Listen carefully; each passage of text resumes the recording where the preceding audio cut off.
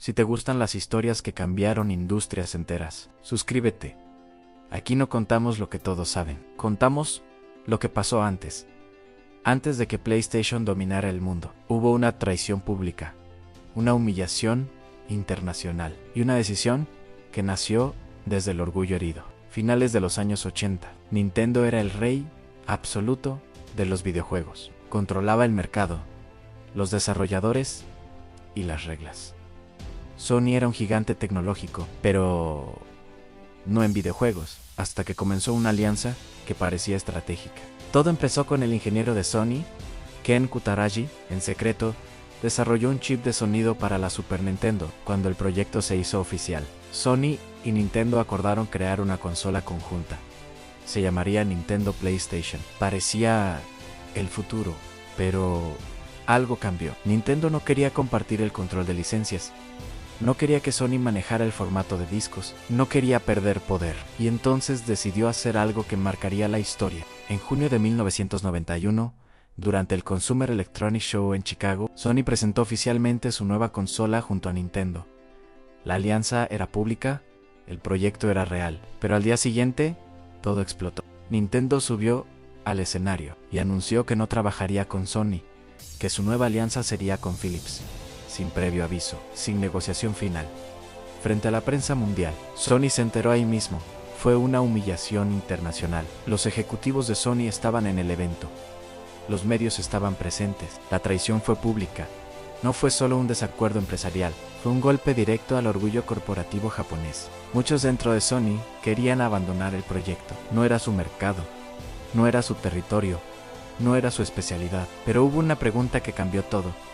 ¿Y si lo hacemos solos? Ken Kutaragi insistió. Propuso continuar el desarrollo sin Nintendo.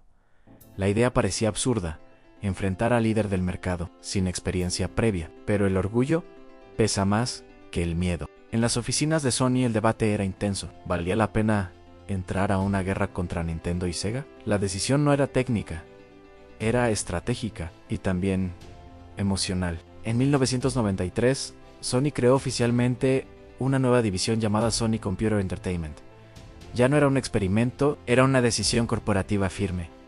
El enfoque cambió por completo. Diseñaron una consola basada en discos compactos. Estos ofrecían mayor capacidad de almacenamiento y reducían los costos de producción.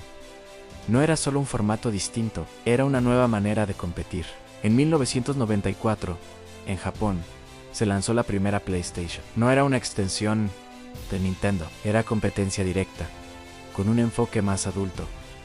Sony no buscaba niños, buscaba una nueva generación. El mercado de los videojuegos reaccionó. Los desarrolladores que antes dependían exclusivamente de Nintendo, ahora tenían una nueva alternativa. Los costos eran más bajos, la libertad creativa era mayor. La PlayStation comenzó a ganar terreno rápidamente.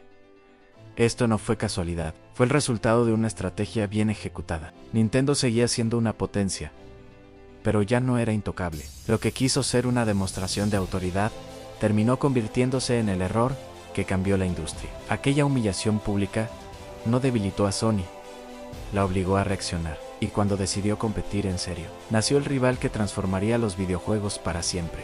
Aquí es donde empieza esta historia, antes de que todo cambiara. Una alianza que se rompió en público, un auditorio lleno de periodistas. Un anuncio que nadie esperaba. Sony no nació como líder en videojuegos. Nació como el socio que fue dejado atrás. Lo que parecía una traición empresarial terminó encendiendo algo mucho más grande. Desde ese instante, la industria del videojuego cambió para siempre.